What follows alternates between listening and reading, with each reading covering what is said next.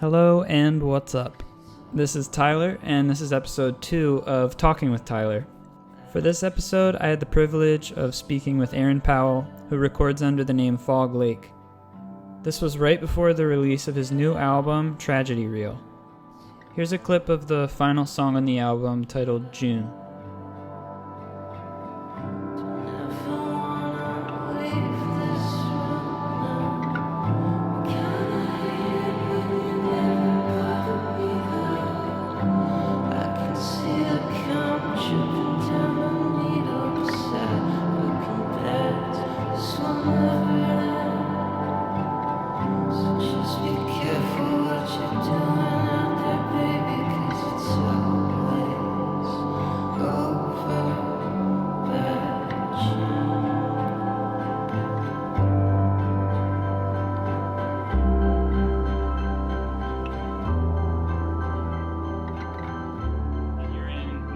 Today?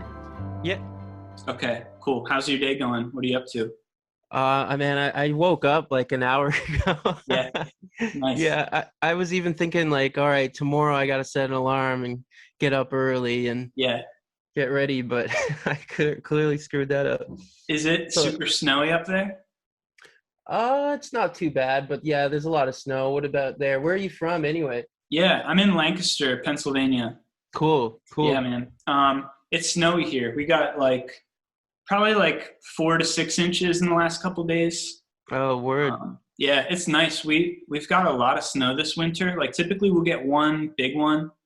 Yeah. And just a few dustings, but we've gotten 6 or 8 inches a couple times. It's pretty great. Holy shit, yeah. Yeah, I like the snow. I don't mind it at all. Yeah, I don't mind it either. Honestly, it's been a really warm winter. I don't know if that's because of global warming or whatever, but we haven't had much snow compared to usual. Yeah, interesting. Yeah, down here we've been getting a good bit, but yeah, cool, man. Are you from Newfoundland originally? Is that where you grew up? Okay. I would just say I don't want to correct you, but Newfoundland is what we usually say. Cool. No, I know a lot of people will be nitpicky about that, especially my friends or whatever. So I figured I'd just make sure. Yeah, set me straight, definitely. So Newfoundland.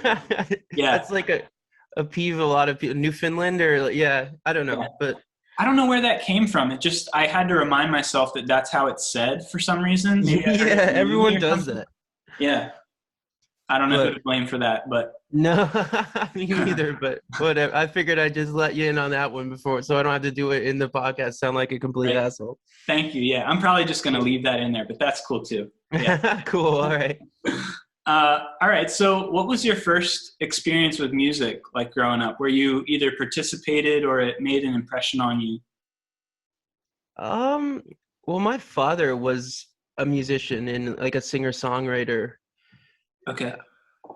He doesn't really do it anymore, but I think it was my father that first got me interested in playing guitar, and he was really good on the harmonica, and he would always show me stuff as a kid, and I think from there I learned a lot about just songwriting and just stuff like that from him.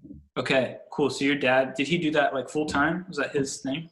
I don't know if he did it full time, but he definitely played a lot of concerts, and he was pretty well known, I guess, in the Newfoundland singer-songwriter circle back in maybe the early 90s. Oh yeah? Okay. What was his name? Rick Hartley is his name. Okay. Yeah. Cool. I have to check that out. That's cool. Yeah, I don't know if you'd find really much of his online, but I've got 100 cassette tapes and CDs of him in the basement still over the years. So maybe I'll have to post online one of these days for him or something. Yeah, that's cool. Nice. Yeah.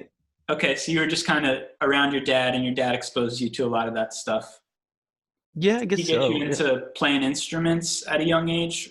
Not really. I think my father always avoided. I always wanted my father to teach me guitar, but I don't know. I think with his experience over the years, I think he made it his mission to basically steer me clear of music altogether. Yeah.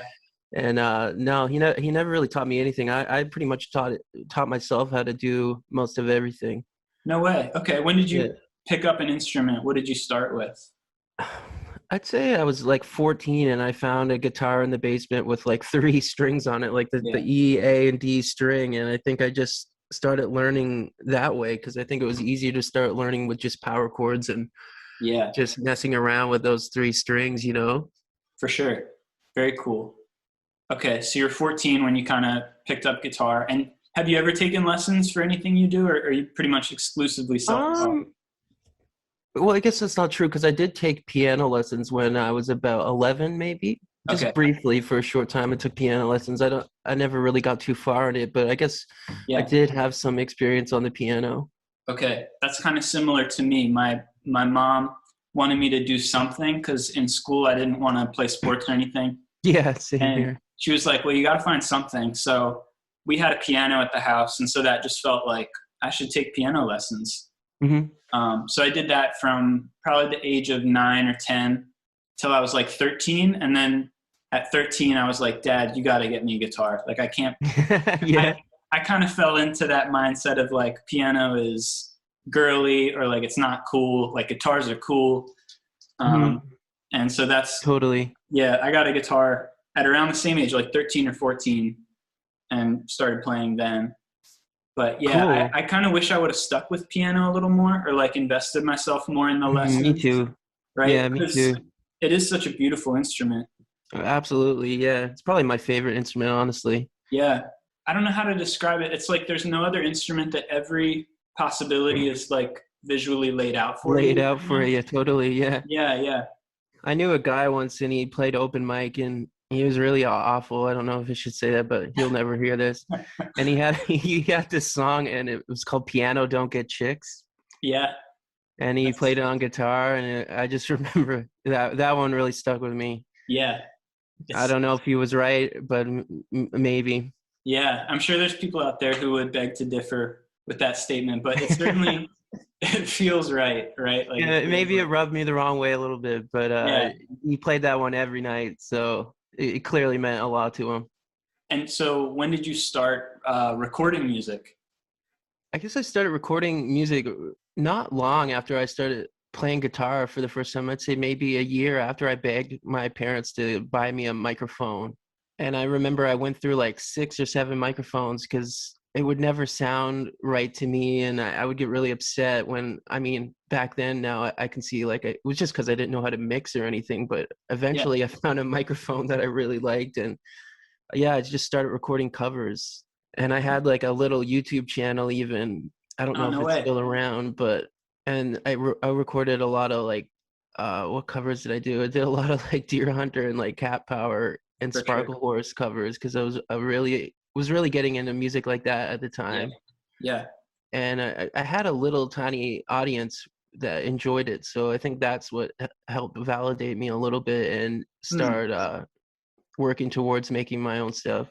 Yeah, you felt confident, like, okay, this is something I can move forward with. Yeah, absolutely. That's awesome, man. Did you record onto your laptop or something, or did you do like a tape? Totally. Okay. Yeah, oh yeah, it was all laptop recordings. They're awful. If I Yeah. were to show anyone that, I don't know, like there's moments of I don't know, self-actualization in it maybe, but there's Hmm. not much. Hmm. I feel that in a real way. Like listening back to old stuff I recorded, it's like when you were putting that stuff down, it was just so exciting to be like, I'm recording something, you know?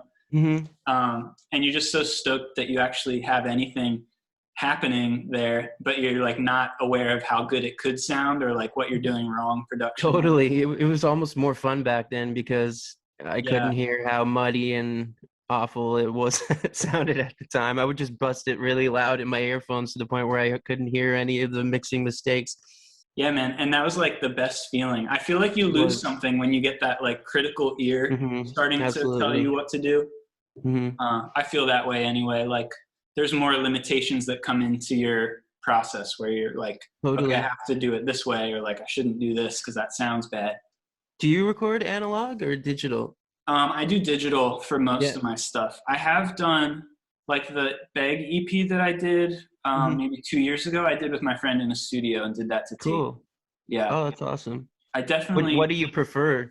yeah, I definitely preferred doing it at home and doing it Yeah. digitally. I don't have any Same. analog gear here. Yeah, digitally is it's just so accessible to me, Hmm. and I use GarageBand on my MacBook, and it's just like I've been using that for years, and I know the kind of ins and outs of things. Totally. It's really just so accessible. Like I can go up there and set up in 30 seconds and like play something. Yeah. I think I prefer digital, at least for now. I don't have the money or like the space or the brain to like invest in like high-end analog stuff. Yeah.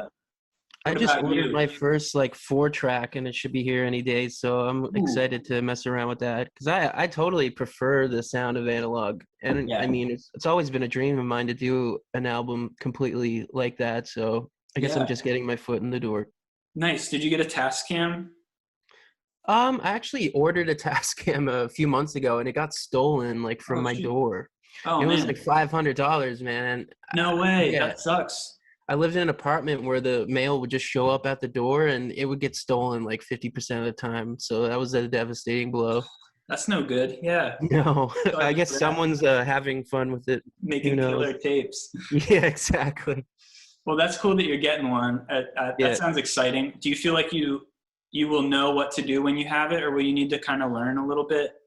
Well, I've experimented with tape recording, but just on an old karaoke machine that I have, and it sounds god awful, but sometimes I'll do anything just to get that vintage tape sound. I'm hoping this time it'll be a little more easier on the ears. Well, to your credit, I feel like your music really has that just inherently wrapped in already. The stuff that you have done digitally, I feel like sounds great. Sounds like analog stuff. I definitely try to mix it to make it sound as analog as I possibly can, you know, but it's difficult. It's never going to sound the same. It's almost too pristine when you record to digital, you know. It's kind of missing some of that wobbly, like, I don't know. I like your drum sound. I feel like you get a really good, do you use a couple different mics? You get a really good, like, no, it's funny you mentioned that, because I think I've only ever used one mic on any drum recording, but I think sometimes I'll even go back and record multiple drums, like once at a time. And then just try to mix it in as much as possible. But yeah, I'm glad you said that. Thank you. I would say the same for you. What kind of, do you have drum mics or? Well, there was a period of time where I was using a Focusrite interface and plugging 2 mics in, and I had one like at the snare and kick, and then one for the cymbals. But I mostly just do the same thing that you're saying, just set up one mic. I've tried doing it where I track like one drum at a time, which just takes so long, and I'm not very coordinated. Like for some reason I can't, if I'm just hitting a snare, the rhythm just isn't there for me, and it feels off to me. Totally. I'm the same way. I tend to just do kick and snare on one recording, and then I'll do the cymbals on a second recording. Oh, that's cool. Yeah, I've done that a lot too. Yeah, that's probably the easiest way to do it. And then you can get some panning stereo width in there, I guess. Yeah, for sure. And the highs of the cymbals are easier to like manipulate without cutting out like the stuff that you want from the kick and snare. Yeah, man, we just got all kinds of tricks up our sleeves, don't we? Totally. Yeah, you really got to try. You got to do some crazy things when you only got the one mic. Yeah, I feel that.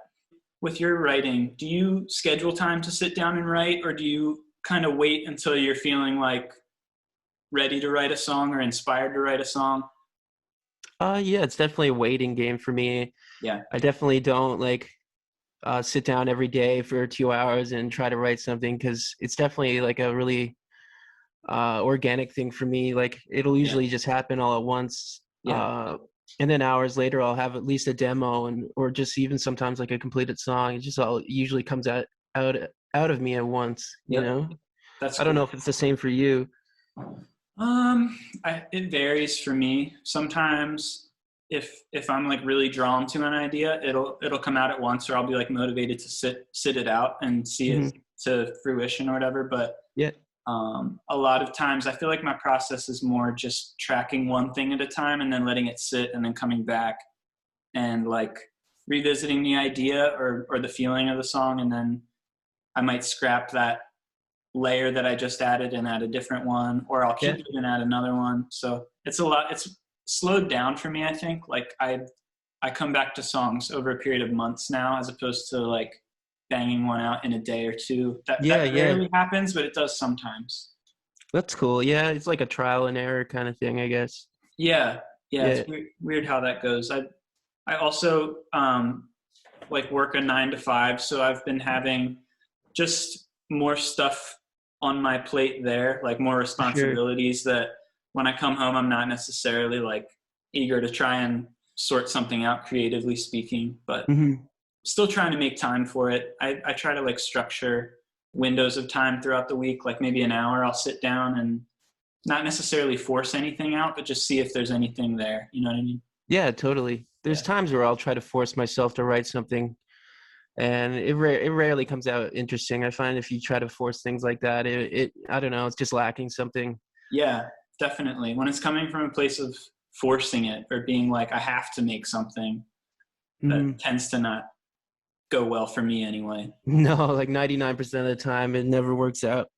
Do you get dry spells? Do you have periods of time where you feel like you'll never write anything again? 100%. Yeah. Yeah, sometimes months, and it can Yeah. get pretty grim. Like just really thinking like, oh, it's never gonna come back this time. Yeah. But it almost always does. Yeah. It's funny how that goes. I feel like there should be a word, like a word for that, or like a more discussed thing. Whenever I finish a song, I'll be like, well, that's probably the last song I'll ever write. I think that's it for me. Yeah, yeah, I've had moments like that. It's like, well, I better hold on to this one because it's gonna be a long time before I ever bump out another. Yeah, it's so weird. Do Hmm. you just kind of ride those spells out, or do you do things to try and like get the creative momentum going? Yeah, sometimes I just ride it out. The more it happens, the more I am comfortable with it. Whereas Yeah. maybe a few years ago, it could send me into like some spiraling like Yeah. depression or something. Now I'm just I like to think of it as like I'm always constantly writing a song in my head, Yeah. and even when I'm not doing anything, like there's something happening, Hmm. Hmm. uh, that's always building something in my head. So when it happens, it'll happen really quickly. Yeah, you just trust the process. Yeah, absolutely. I even just trust my downtime and just know that sometimes things eventually, yeah, it'll eventually come to fruition. That's great, man. I like that. I like that idea of trusting your downtime. I think that's something Mhm. I could do better at because I'm such a like task oriented person where Yeah, if I have a goal or like even with my free time, I need to be working towards something. That's a great. I like the way you say that. I'm Trusting your definitely downtime. not like that. Like, yeah, I guess I used to be like it, but nowadays I'm just I know that there'll probably be a month that'll come where I'll write a lot, Yeah. and then it can justify the months of maybe of Mm. downtime afterwards. Yeah. So you don't become afraid of that downtime. I feel like that's the hardest thing. Yeah, not as much as I used to. Okay. Do most of the songs that you write fall into the Fog Lake project, or do you have any songs that you would categorize elsewhere or that you're saving for other projects or something? I gotta say, I really don't. And that's like a problem I've been having lately, just feeling like, oh, Mm-hmm. I really need to branch out and try something different Mm-hmm. because almost every song I write, even if it doesn't completely sound like like a Fog Lake Cannon or something, Yeah. I'll eventually work it into that. Yeah. That's interesting. Yeah. The feeling of like, can I write anything beyond what I sound like now? Hmm. I feel that way sometimes, like limited by my proclivity to write songs the way I do or whatever, or like make them sound the way that I do. Hmm. That's an interesting thing. Lately, I've had a few songs where I feel like they need to be heavier or like Yeah, me have too. more distorted guitars. Yeah, And I'm just like sitting with those songs and being like, how do I weave these in somehow? Um, totally. I've almost been wanting to write like a rock album. yeah. Like some kind of 90s like grunge album, but Oh, I don't yeah. know. I think it'll probably never happen, but I don't know. I've been definitely trying out some distortion on my songs, which I rarely have much of. Yeah. That's cool though. Distortion can play an interesting role in like softer sounding songs. Totally. That's cool. That's fun to experiment with. Yeah, definitely. I was going to tell you another thing I really like about your songs is they are a nice balance between feeling like enveloped and kind of like contained, but then Hmm. also there's like a nice space within them. And that just might be the like way you record it or effects you use, but I always feel like, yeah, there's like a nice balance there. You know what I mean? That's cool. Thanks. Do you have a preferred way of listening to music? Yeah, I guess I do. I really like listening to music in the car. Hmm. Just like with some, you're able to like really like relay it to what you see outside, and just the feeling of motion and being in movement while listening to music, and being able to be in a contained space by yourself, Yeah. completely basically unable to be bothered.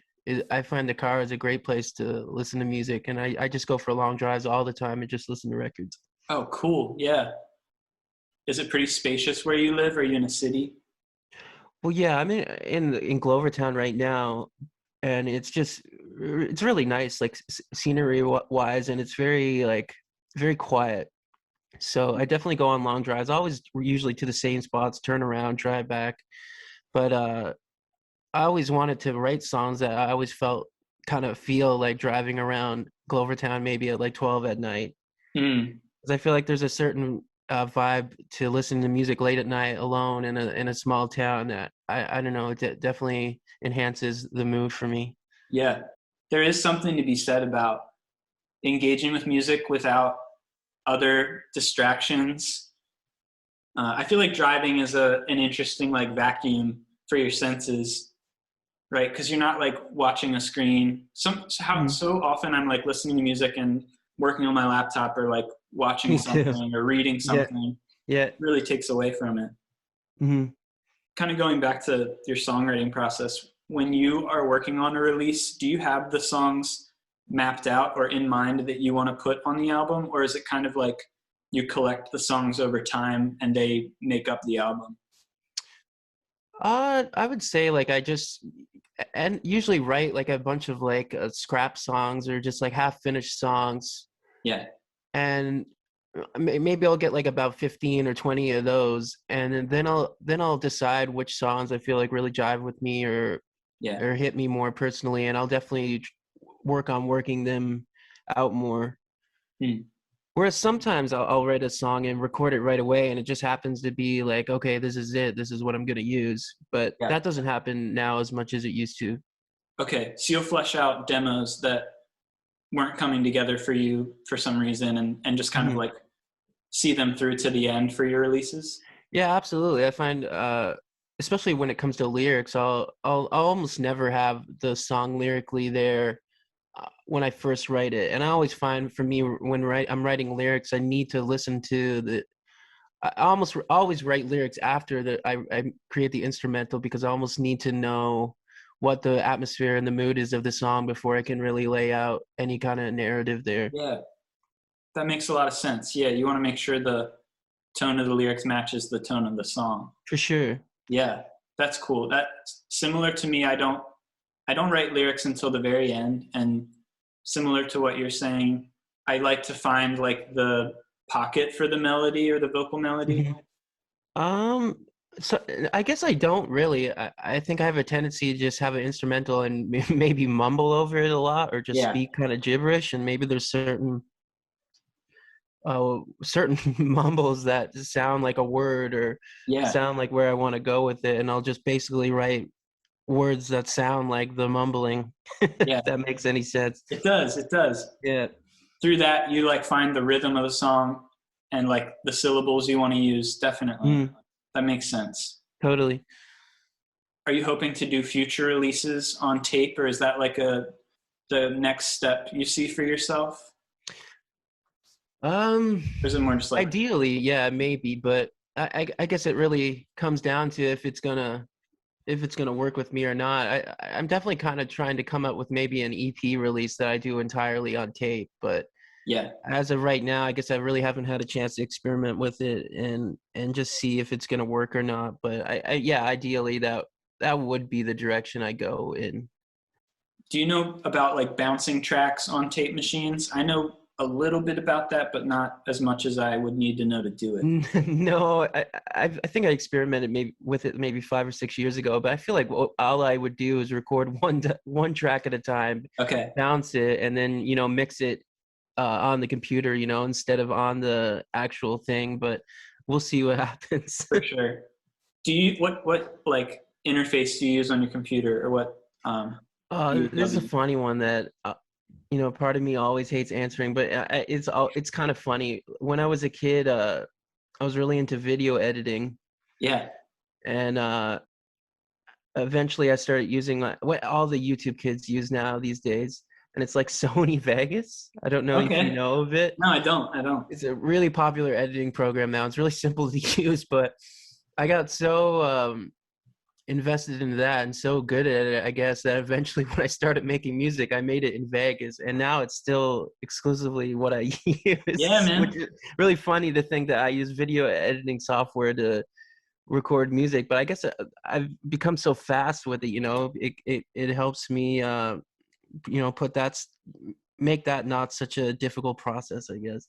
Totally. I feel like there's no shame in that at all. If it works for you, and like, I think it's more about, it's not like the tools you use, it's more like how you use them, right? Yeah, absolutely. I think when it comes to like a DAW, like at the end of the day, it can only do so much. Hmm. And Yeah, I don't know, I feel like people put too much into the DAW, or just feel like that's the most important part when I don't think it is at all, really. yeah, I so agree with you.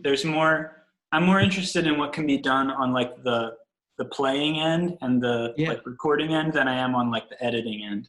totally. I mean, I've tried to sit down with Ableton many times before and Yeah, always ended up like getting hysterically mad with it, or yeah, just really giving up after like an hour or two. But one day I would like to try to use something more like that. Even my new record was mixed by my friend Warren okay, in Ableton. So I guess it's the first album I'll have that wasn't mixed in video editing software, which is yeah. interesting.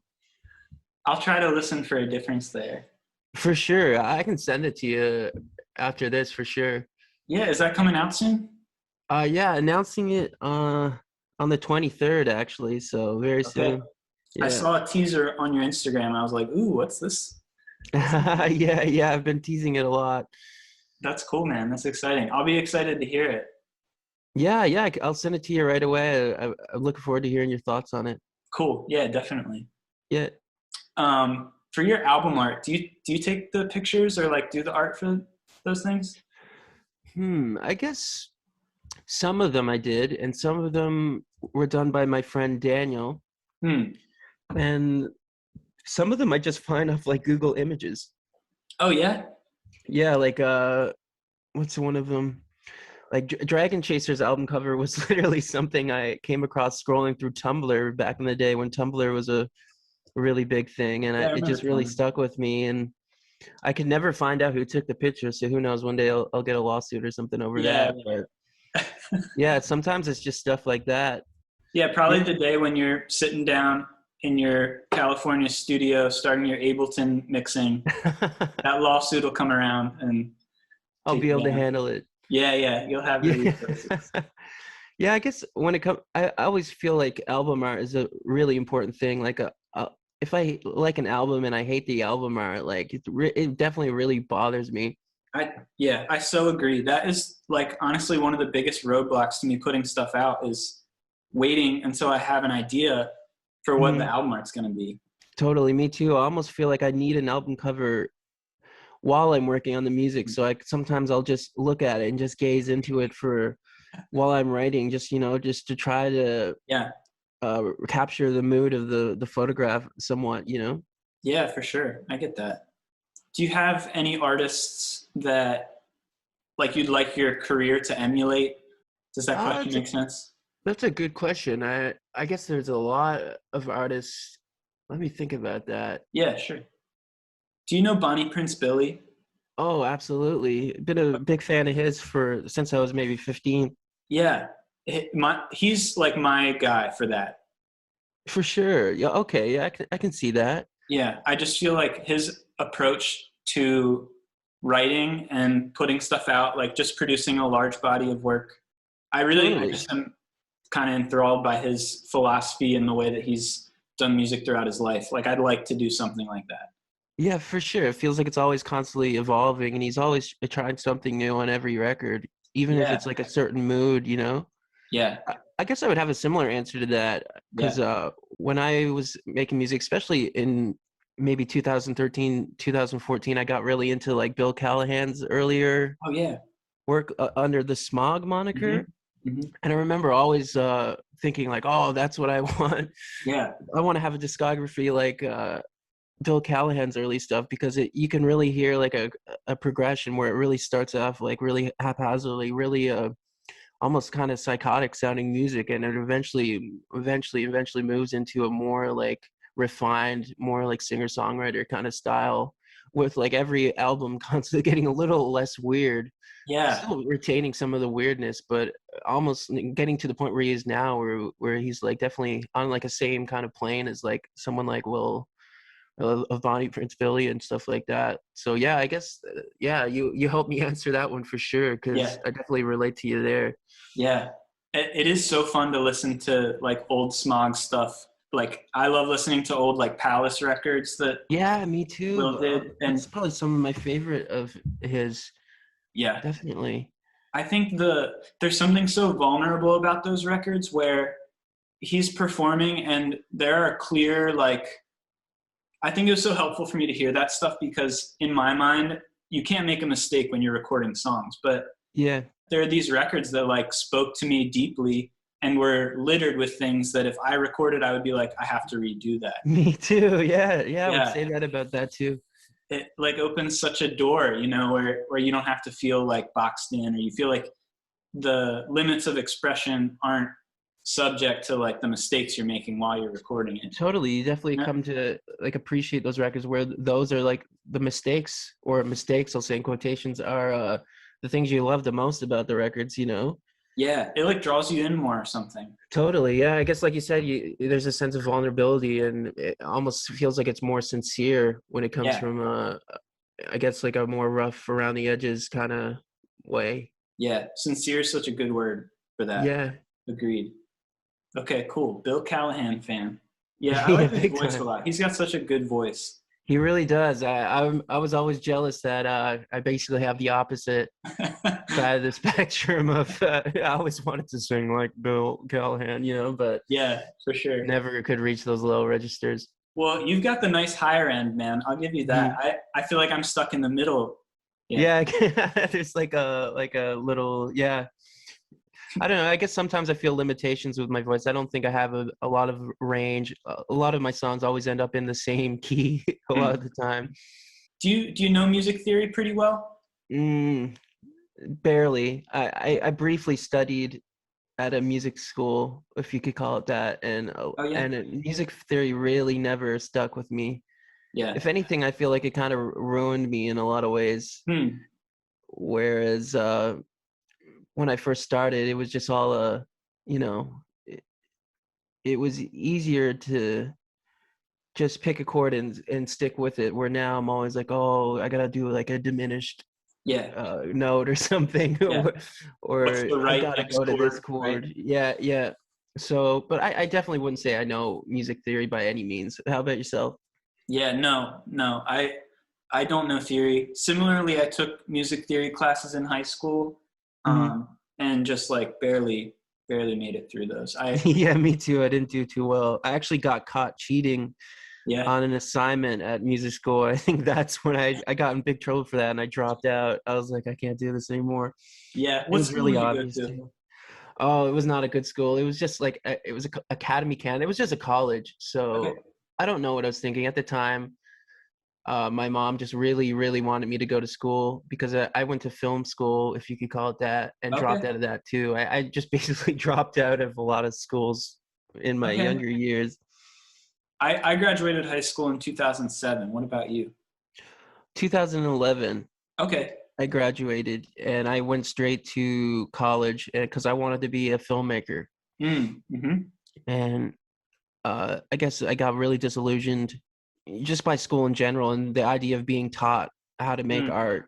You Mm-hmm. know, and I was really I don't know. I had like an inflated sense of self-importance back then, where I don't need to learn this, or Mm-hmm. whereas if it was me now, I definitely wouldn't be so stubborn about it. But back then, I was definitely very, very like standoffish about it. Oh, you can't teach me how to do this, or you Right. can't tell me how to light a scene, or Right. you Art know. doesn't come from school, right?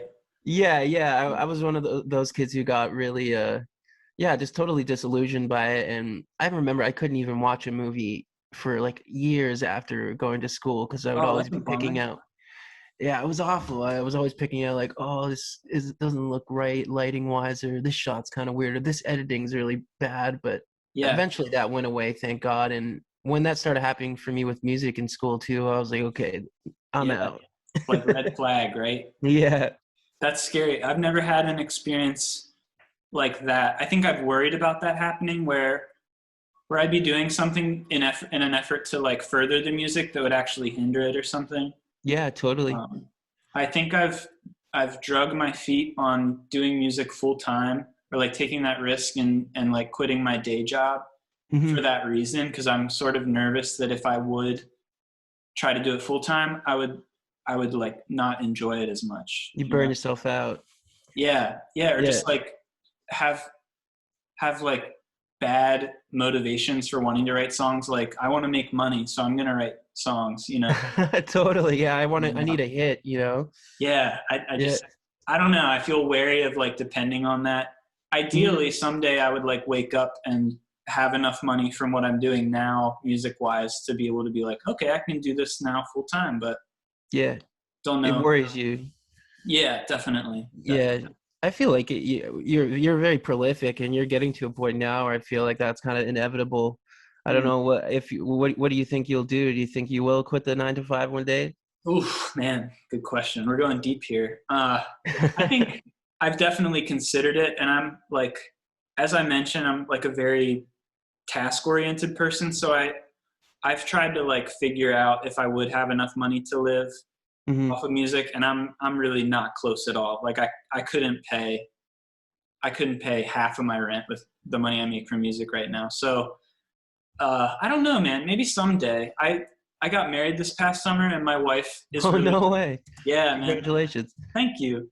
My wife is super supportive of my music and would probably push me to take risks that I wouldn't take for myself. So we'll see. One day she might push me over that ledge, and I might do it. But Oh, yeah, we'll see. No, that's awesome. Congrats. How long have you guys been married?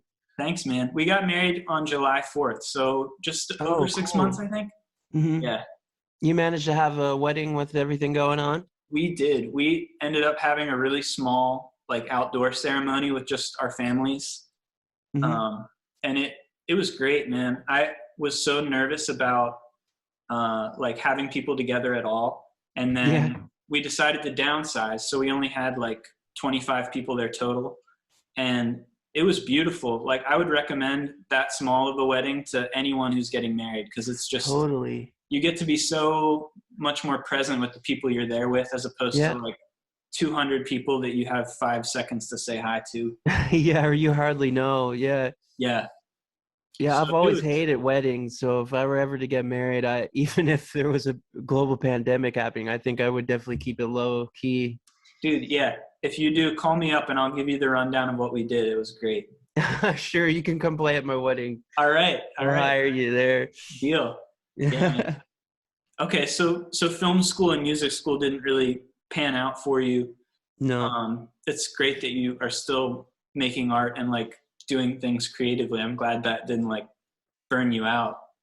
No, if anything, I think it gave me a greater motivation, like, oh, well, I got to do this now because Mm. school really isn't for me. Yeah, school's not gonna like get you there, help you to do it. Yeah. Are you doing music full time? Yeah, I am. I guess I have been for years now. I mean, I wasn't as financially stable as I was when I first went full time. It was very difficult for a Yeah, I few believe years, it. but I definitely took that plunge. And like you said, there was times where I'm like, okay, this might completely hinder me Mm.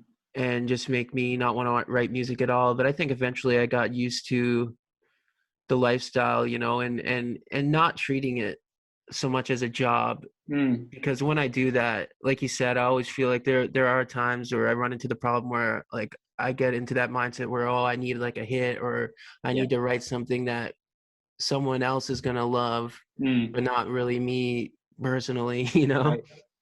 I'm happy for you. That's so cool that you've gone ahead and done that. And now I feel like I understand what you're saying more about like trusting your downtime because you are Yeah, invested in it. there's a lot Um, more of it now. yeah, Yeah. yeah, I believe that. So you had done a tour before COVID hit, right? Yeah, it was like literally right on the cusp of it happening. And I remember we were in the van, and Warren from Foxes and Fiction, who toured with us, he was Yeah, saying like, "Oh, this COVID stuff's really serious," and I was like, "Oh no, it's just fear mongering. That's what they always do." And we yeah, were all like, "Ah, yeah, it's not gonna happen." And then weeks later, everything was shut down. So I got to yeah. give a shout out to Warren. He knew what was up. He knew it was real. Yeah, Yeah, man. he knew. Who could have known back then, right? Like I thought it was going to be Definitely. like, all right, it'll be a week, and then we'll be back. Yeah, yeah. It was pretty serious. I remember when we were on the tour, it was crazy because COVID was actually, when it was first hitting the States, it was happening almost everywhere where we were happening to be playing. Like it just seemed Yeah, like it was following us through the tour, which was kind of sinister. But yeah, I think we got out of there just in time, and it's a shame. But I yeah, don't think I'll miss touring that much. I don't expect it to come down back anytime soon. yeah. Me either. And Yeah. I would imagine there'd be like an increased anxiety of being across borders. Yeah. Is that true? Like when you guys were over here, like that was a whole nother layer of like, is Trump gonna like shut down the borders and not let Yeah. people go Yeah. back? Are we Like, going to what? be able to get back for Yeah, sure? Yeah. I mean, I always find being in the States is always very anxiety inducing. I don't know if it's just me being a sheltered Canadian or something, especially from Newfoundland. yeah. But No, man, that's just the States. That's how we I are. think it's just the States. Even just I remember just watching TV in the States, and it always just seems so much more violent and Yeah, just terrifying to me than what we get over in Canada. And just just walking down a street in the States just seems so much scarier than it does where I'm from, at least. dude, I hear you. I look at Canada and I'm like, man, is the grass greener up there? Like that I seems think so sometimes nice. it is. Yeah. Yeah, you guys have a lot of great things going for you. I'm happy about that. America's yeah, got a lot going on right now. It's crazy. Definitely, it still does. Yeah, Yeah. but I don't get me wrong. It's not like I despise the States or anything. I'm just saying it's a totally different Hmm. atmosphere down there. Yeah, different energy Up for here, sure. 100%. Yeah. So how did your first tour go? Like reflecting on it, what went well? What would The you first change? U.S. tour, Yeah, was that your first one? um, it was the second, I believe. Okay, I'm sorry, Uh, I wasn't aware of that. no, don't worry about it. The first one we did the East Coast, and yeah, it went well. I have a much bigger following in the States than I do in Canada. Hmm. Almost every Canada tour we've done up here has been a major bust. Yeah. Oh, bummer. But the States went, yeah, really well. The last tour we did, I'd say, is the best tour I've ever personally been on. Hmm. Not being a big fan of touring at all, Yeah. and just yeah, I had the right people, and yeah, everything went smoothly. Every show went well. What about you? Have you personally done much touring in the States? I haven't done anything beyond like a weekend, like a couple Hmm. shows back to back, and haven't really traveled to do them. I've kind of played a lot in PA, like Philly and stuff Yeah. like that. I was playing with a band for a while. Before I got married, I lived with three other guys, and they all helped me play my music live. Oh, that's cool. So that was great. We could jam anytime and just like work on songs, and Hmm. that was cool. And I liked that. I like playing shows with other people, with a band backing Yeah. me, as opposed to playing solo. I get a lot of anxiety before performing. But did you tour with a band? Like you had people backing you, or was it just you? Yeah, it was just a three-piece. It was just my friend Greg, who I Yeah. grew up with and went to high school with, and my friend David, who I met in Montreal because Hmm. he booked a show for me, and we became good friends. And he played bass for me, and Greg played drums. But yeah, I'm like you. I definitely also prefer having a backing band because it's Yeah. different when you record. I believe you record everything yourself too. Yeah. Hmm. Yeah, so sometimes it's difficult to really yeah, just have people playing your music. But when you find the right people that you Right. jive with, it definitely becomes, yeah, definitely more ideal to have a band backing you. For sure. I don't like the implied sense of like megalomaniac when there's like people playing in a Yeah. band named after me or something. Yeah, totally. I, Yeah. yeah, really resent that, but I love playing with other people because it's yeah, there's more dynamic to the show, and I just Yeah. feel like the sound is better too. Like it's Oh, totally. yeah, I'm also like that. I feel like deep down I am a bit of a control freak, and I'm always weary and scared of working with people because I'll drive them up the wall or something. But yeah, right.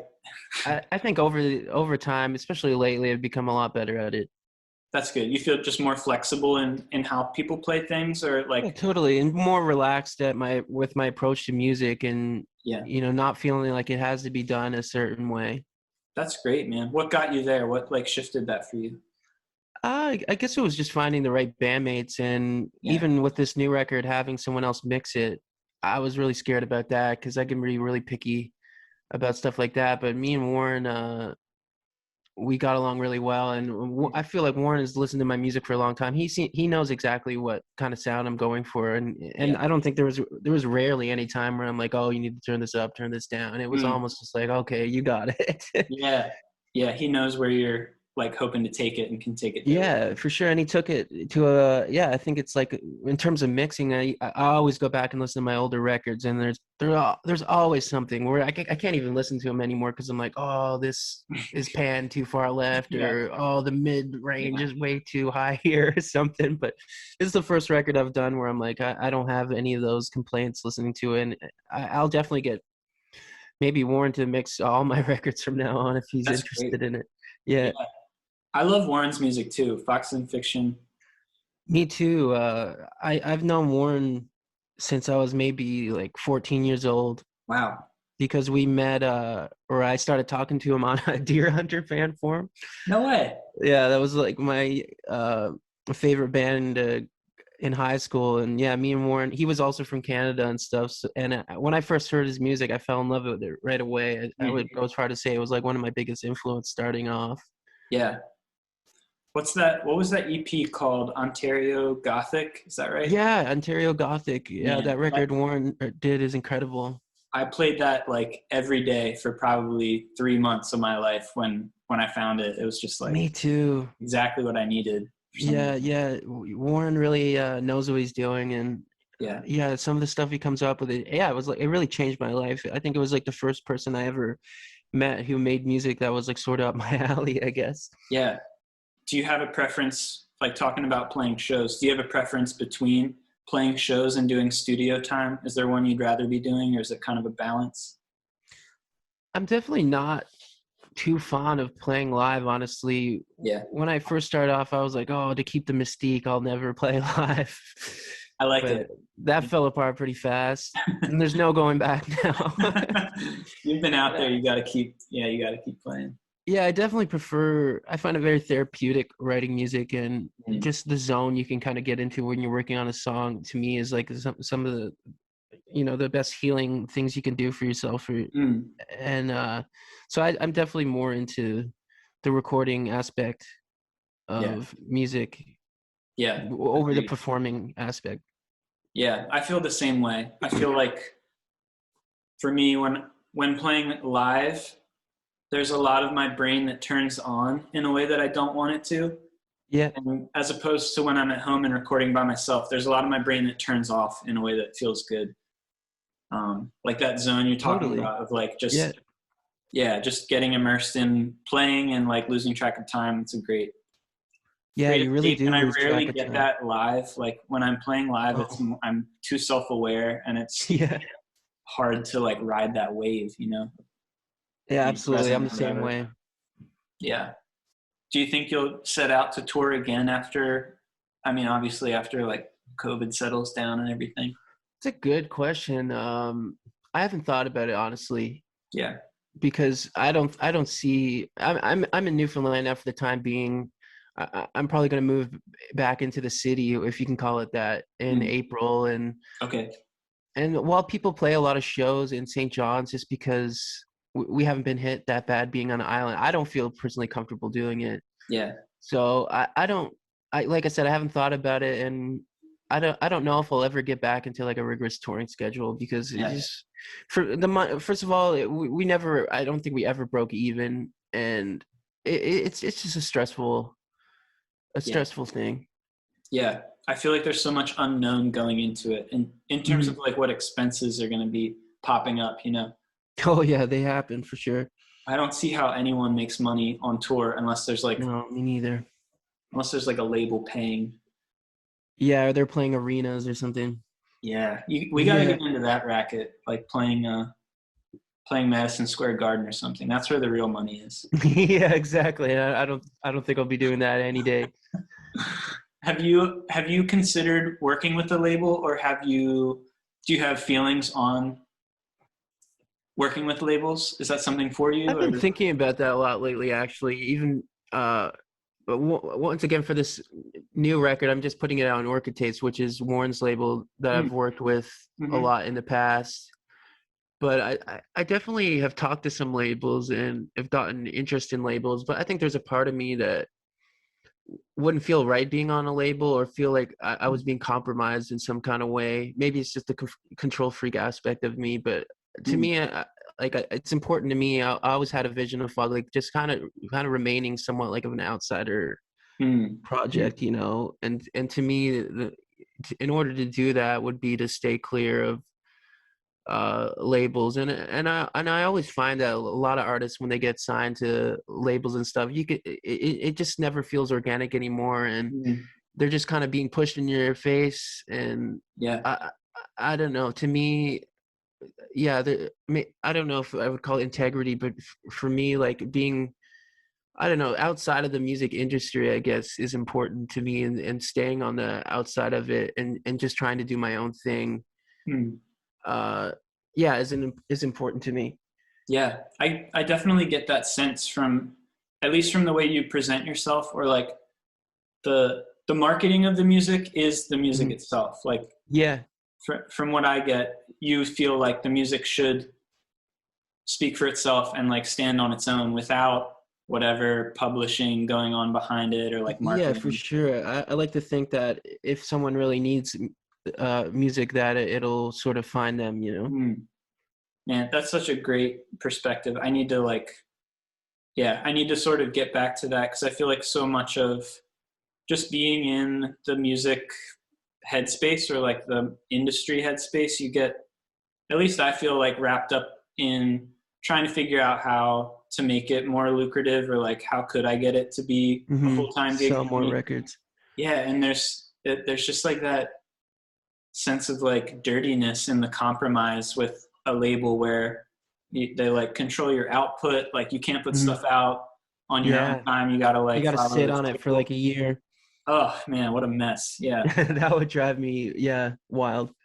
Yeah. I would get like really neurotic and worried that I would die before it would come out, and I wouldn't come out like, I definitely get like that sometimes. Even just sitting on this record for what, like 2 months, I was like, oh, yeah, I hope I don't die yeah, before like the shoot, album who's comes gonna go out. in my hard drive and like put this out for me? I got to do it. Yeah, exactly. Yeah. That's funny. We should like, Yeah. we'll swap like hard drives, and then if one of us dies, the other one can put out the rest of their stuff. It's funny. I came down with COVID in October. It was funny. It was right when Trump got it. I got it, Yeah. and I was just like, "Oh, if I'm gonna die, Trump better die before me." Yeah. But I remember thinking, like, because I had a pretty bad case. I wasn't in the hospital or anything, but I was very sick, and I was Oh very man. sick for about a month. Yeah. And I remember just thinking, like, okay, I've got to get all my hard drives sorted out. I've got to Get your get affairs like in order, man. all my passwords sorted out and given to someone I really trust, just in case I expire now in a few days, which of course never happened. But Yeah. I remember thinking, like, okay, if I'm gonna die, I gotta leave something behind, That's music a wise. real feeling, man. I get that. I get that. Yeah. Well, sorry to hear you got COVID. That's a bummer. Yeah, it wasn't fun, but yeah, it came around. Yeah. It is a bad time. Like, I don't know, Mm. a lot of people don't have a lot of symptoms, but I was definitely very ill for weeks and weeks. Yeah. Oof. Man, Yeah. I got sick like right before I started hearing about COVID. Um, Mhm. Abby and I had gone to New York to like a cabin to go hiking, and we came back and we like stopped on the turnpike and stuff, and basically did all this stuff that right now I would be like, oh, I would never do that, like walk around without a mask on stuff. Yeah. But we came back and I got pretty sick, and didn't know what COVID was at that time, but now I look back and I wonder, like, did I have it then? Like, 'cause I was, Wow. yeah, so I don't When know. was this? This was like February of last year, right Wow. around a year ago at this time. Easily could have. Did she have it too? She didn't get it, or at least didn't have, Okay. yeah, any symptoms. That's So I don't know. interesting. Yeah, I guess sometimes you never know. Yeah, true. Hmm. I know. I just kind of accepted that I'll never know. So I whatever. feel like there's so many people out there that had COVID that don't even know or never tested. I feel like the numbers Yeah. of COVID are way bigger than people even think. Yes, I totally believe you. People who had no symptoms couldn't have known if Mm-hmm. they had it. Yeah, or didn't get tested. Yeah. Yeah. Definitely. Do you feel like quarantine? Maybe you're like, I say quarantine, like we're still being pretty careful here. Like we wear masks everywhere and everything. I don't necessarily know what it's like there. Do you feel like it's affected your ability to do your work as an artist, or has it kind of, you've like found your way around it? I don't think so. I've always been a really reclusive person to begin with. So I Yeah. feel like nothing in my life really changed drastically once the lockdowns happened. Yeah. So I don't feel like it's affected me in a big way. I've always been a homebody, and I don't think it's increased my work ethic or anything, but I don't feel like it's really affected it. Maybe sometimes I do miss playing shows because I'd always like to have a new song written for every show or have something I could test out and feel inspired by. But that's basically the only thing I really miss. That's cool. Yeah. Now just everyone else stays home too. Yeah, I don't feel so alone in my lifestyle anymore. Yeah. Are you digging any books right now, or any like movies that you've seen lately that you really liked? I read a book the other night by Dennis Cooper called Closer. Hmm. Not Uh, familiar with it. What's it? he's What was like it a like? American, like a queer novelist, Okay. and I don't know. I just picked up this book, and it was very strange. It was Yeah. just about this gay guy who has all these experiences with like older men, and then the whole book is just basically about like his I don't know, experience with trying to find some connection, but it just seems like all these men are using him up, and it gets Hmm. pretty really dark, and it's very Ooh. graphic. Yeah. It could almost qualify as like a gay like romance novel, but there's Okay. absolutely no romance in it. So that's the last book I read that definitely had like an effect on me, and Yeah. it was very like rhythmic and musical in the way it was written, and Huh. I definitely came out of it like feeling weirdly inspired by this deranged Yeah. book. But I guess That's that's the interesting. last thing I read. Okay. What about you? I just finished reading Dune for the first time. Oh wow, how long is that book? It's like maybe 300 or 400 pages. Okay. It was decent. It took me a couple weeks. It was good. I liked it. I've never seen like the David Lynch movie, or Me neither. there's like a I've heard new one bad coming out. things. Yeah, yeah, Denis Villeneuve. Yeah, It looks good, but yeah, what'd you think? I liked it. I've never read like a sci-fi book before. Hmm. I found it kind of difficult at first to get into the language and like learn the terms, because there's a lot of just like inherent language there that you have to pick up on. Hmm. Um, yeah, it like creates its own little world, but I liked it a lot, honestly. Yeah, I was a fan, and now I feel like I can see the movie and feel like I know what's going on a little bit. Yeah, it's always fun, like reading a book and then Yeah, getting to experience the film version, which is almost never nearly as good as the book. right.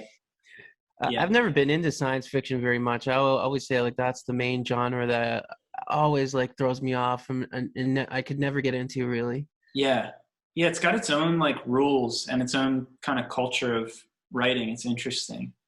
I typically just go for like nonfiction, or I like a good biography too. Oh, cool. Occasionally, What's yeah. a good biography you've read?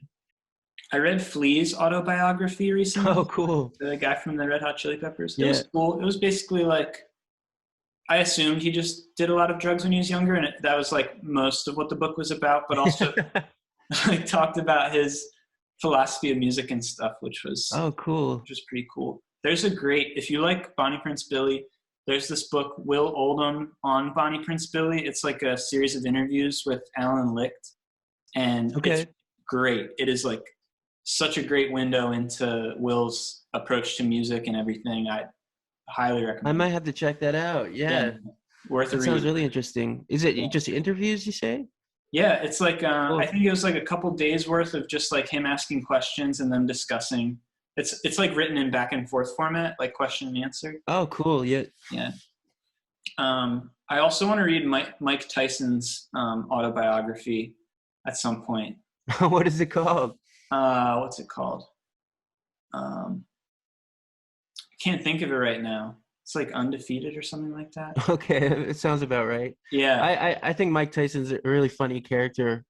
Yeah, he's interesting, right? He's very interesting. Sometimes when I get bored, I'll watch interviews with him where he gets angry. Yeah. Because he's just someone that you don't want to fuck with, you know. I No. think there's one interview and he's like on some kind of Canadian media broadcast and he's sitting there with his manager and this guy starts bringing up these allegations towards him and Mike Tyson just really like a switch flips in his head and it Yeah. just seems like he's ready to get up and beat the crap out of this dude. And that's someone I would not want to be mad at me. No. I'd be missing an ear by now, you know. Yeah. Yeah, if I'm ever around Mike Tyson, I'm going to be a whole new level of nice to him. Yeah, me too. I'm not gonna piss that guy off Yeah, for sure. it is scary. But he's Another like, funny. yeah, go Oh, ahead. sorry about that. Another funny interview I saw with Mike Tyson recently. It's I think it was Jake Paul maybe or Logan Paul. Oh, the like Vine guy who's now a boxer or whatever. Yeah, he's like a famous YouTuber. Yeah. Yeah, and this guy is gonna fight Floyd Mayweather, I think I Jake saw that. Paul, which I think is a hilarious, Yeah. hilarious idea. And Mike Tyson is just basically telling him like you're screwed, Yeah. which is common knowledge I think. And Jake Paul genuinely looks scared when he tells him this, and Mike Tyson's is like, "You're not that good, man." And he's got like a mouthful of magic mushrooms in his mouth, and he No chews them way. for like 20 minutes. And it's a really funny interview. I don't know, something about it cracked me up. What were you gonna say? That's so weird. That's so like surreal. Like Yeah. Mike Tyson talking to the YouTube star. Yeah, there's like a whole new weird level of reality where YouTube stars are like fighting Floyd Mayweather, like you're saying. Yeah, I don't know. You know what? I'll pay to watch it though. I would love to see Jake Paul get the shit beat out of him. Yeah, I hear he's like a pretty crappy guy, right? Like just Yeah, he's just kind of like just that bro culture super and cocky. Yeah, I'm rich, you're not, and right. all of his content is just very like vapid, like Yeah, it's just very like aimed at like 8-year-olds. It's yeah. silly. I think what was I gonna? I was just gonna comment on like the. There seems to be like a really soft side to Mike Tyson too, like Totally. his birds and stuff, and I don't know. I'm like intrigued by the psychology of him. Or Yeah, like just boxers in general. yeah, he Yeah, seems to have like had an interesting life and he's been like resilient in some really interesting ways. I want to know more about him. I feel like I'm I sure that book see. is a good read. Yeah, I'll let you know. I'll let you know if I. Yeah, for sure. Yeah. Any music you're listening to right now? Anything you're really into? Music I'm listening to right now. I recently got into Young Lean. Yeah, Who, the rapper. yeah, who I Yeah. always kind of knew about, but I always thought he was just kind of like a meme rapper. I guess he kind of used to be, but recently he really piqued my interest, and I've been listening to him a lot. Yeah. What else I've been really back into Judy Sill. I don't know if you've ever No, I don't. listened to her before. She was like in the 70s. She was signed to Geffen Records, and she just had a really insane, like tragic life. I think she was before she played music, she was like robbing banks, and she was a Whoa. prostitute, and she was a heroin addict.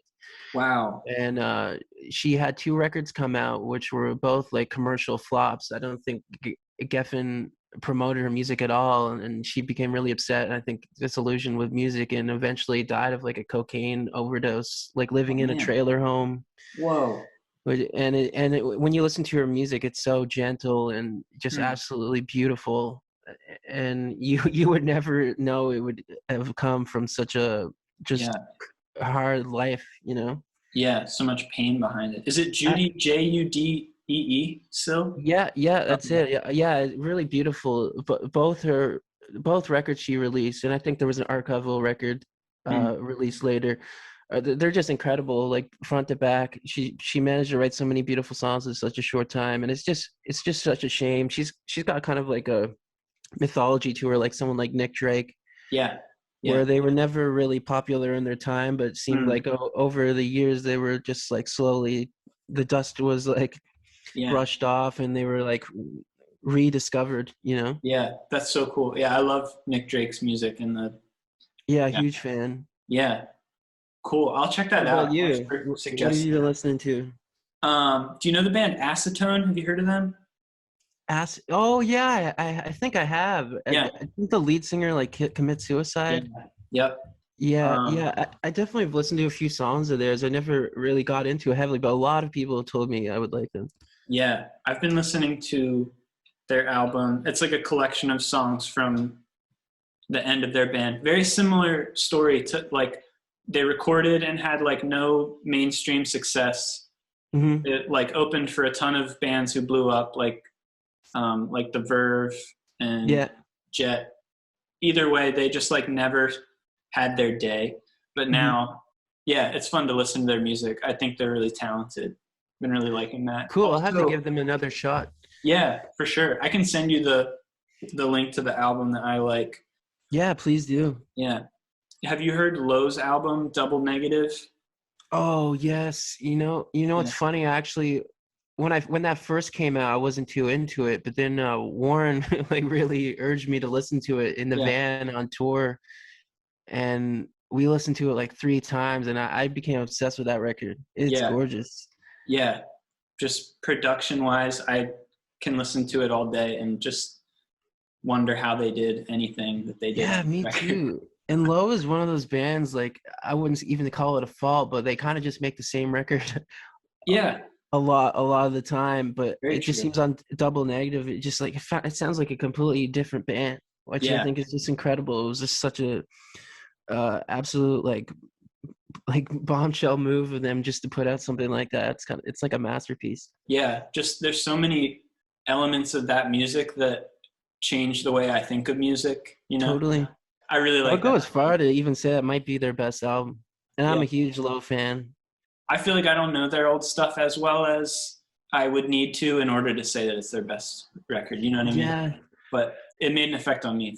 Oh, me too. Yeah, it blew me away. I still listen to it now. In fact, I might have to throw that one on after this. Yeah. Well, how can people support you or get a hold of your music? I guess to my Bandcamp, and I guess when I announce this record now in 3 days, the Orchid Tapes Bandcamp will have pre-orders to vinyl and cassette, I believe. Ooh, nice. So yeah, they might. I don't know how many are being made, but yeah, I guess that's what I would say. Maybe. Okay. Yeah, just pre-order. If you just want the digital, pre-order on my Bandcamp, or if you're looking to get any physical things, order on the Orchid Tapes Bandcamp. And I'm also trying to set up a distro, like a merch store and a website. I'm getting a lot of requests for that, and that should be coming hopefully in the spring. Nice, man. Do you have vinyl for a number of your records? Have you done vinyl? Yeah, well, I wouldn't say a number. I guess Dragon Chaser and Captain got Dragon Chaser wasn't released on vinyl when it came out, but Captain was, and those two were put on vinyl. So okay, that's it, I believe. Nice. I really appreciate you taking the time. It's so great to talk to you after kind of having experiences with you. You too. Yeah, thanks so much. It was a pleasure to meet you and talk to you. Yeah, same to you. I wish you well as the album comes out, and I'm excited to hear it. Yeah, I'll send it to you right away. Cool. Hey, thanks so much for listening. Tragedy Reel is out on streaming services now. You can download the album at foglake.bandcamp.com, or you can pre-order vinyl or cassette at orchidtapes.com.